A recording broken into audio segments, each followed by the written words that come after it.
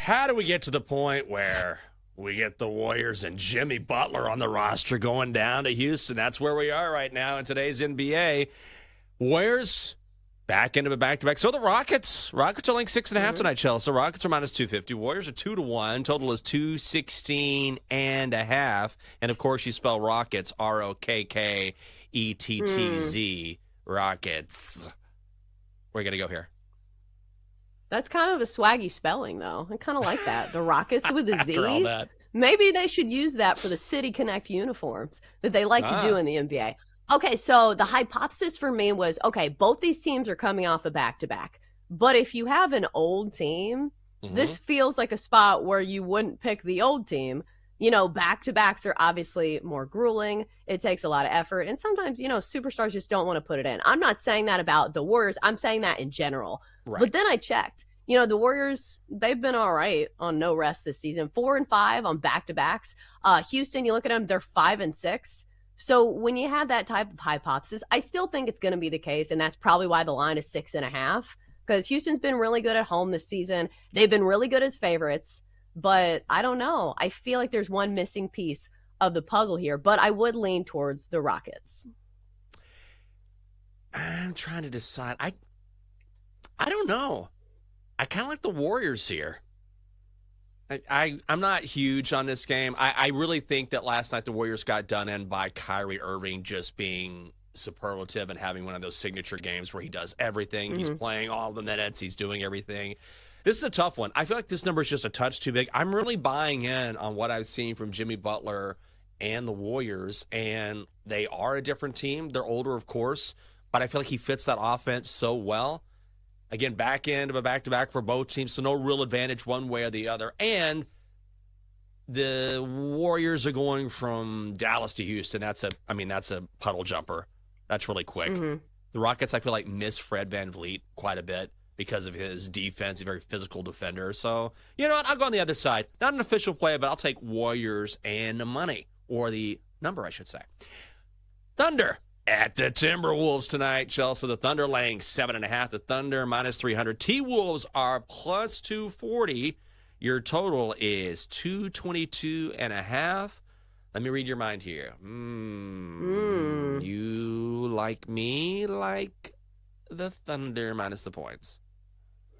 The Thunder feel like one of those really trustworthy teams, do they not? Yeah. Like, we have the old reliables in the NBA. As somebody who has just dove in, like, head first in the last, few weeks since the Super Bowl's ended, since, we've had fewer NFL games. So you look at Oklahoma City, and they have been good in this spot. If you're simply looking at trends, Oklahoma City is favorites here. A blistering 43-9 straight up, but I will say against the number, they haven't been, quite as good. 34-19-1, still very good. It's on the road. They haven't been, anything stellar. 14-10. But you look at Minnesota, and here's the trend that stands out.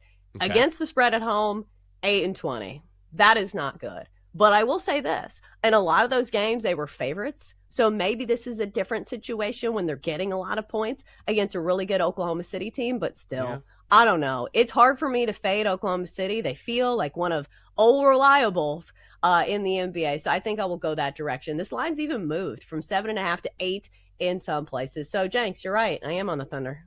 Yeah, all right. Nice.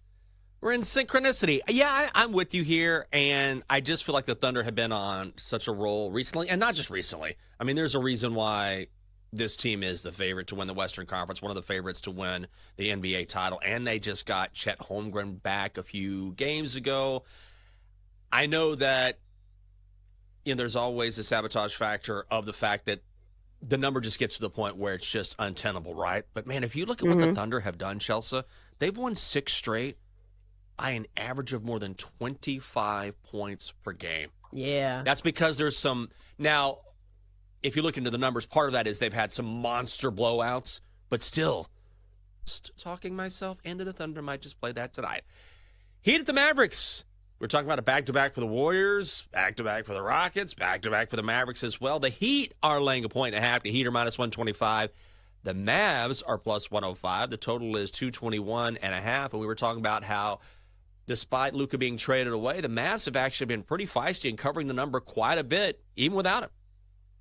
Yeah, but when does the gas run out for Kyrie Irving? Like, this is the conversation we were having earlier because it feels like you need a Herculean effort from Kyrie if you have a chance to win this game. But I will say, like, it's a feisty bunch, and it's not like the Heat have been, like, fantastic this year. So maybe you take a look at the Mavericks at home, even though, like, home court advantage for the Mavericks isn't a thing anymore. In fact, it probably goes the other direction. Yeah. I wouldn't be surprised if for the rest of the year the Mavericks are actually better on the road, simply because they don't have to deal with those fans that are just, so mad at what's going on.